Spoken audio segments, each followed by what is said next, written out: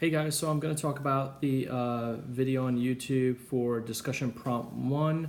It's actually quite interesting because there's a few things that the gentleman talks about, Mr. Anwar talks about, that he was in the Landlord-Tenant Tribunal.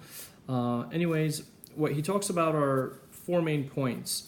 He says when you have a investment property and you're renting it out, what the courts or the legal system sees it as a that you're buying a business. So you're like buying a business. You're not buying a second condo, a second home, or anything like that. And that's interesting because for me, I bought a condo a while back when I was getting stationed here in Los Angeles with the military. And I just needed a place to live, so I bought a condo. And then later on, I was able to get a bigger loan and buy a house.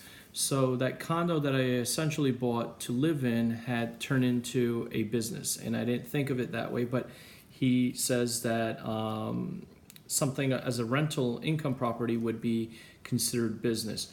The second thing he mentions is that to make sure you don't get yourself into any issues or any trouble, put everything in writing, because when you go to court, if you ever have to go, hopefully that's never, but some people do, they will ask you for documentation, paperwork, communication between you and your tenant.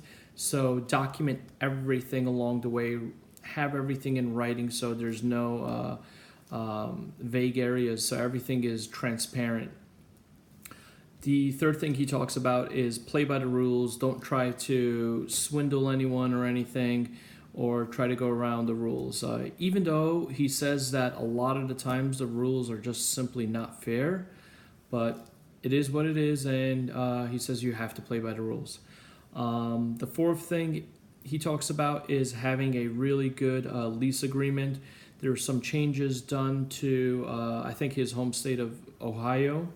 I don't know about here in California, because I don't think we talk too much about anything current about that as of 2019. But he says have a great lease agreement for both you, the landlord, and the tenant. So there is transparency. Everybody knows what they're getting. The tenant knows what they're supposed to get, what they're not supposed to get, that kind of stuff. So everything is clear and about. And that's pretty much it. Thanks.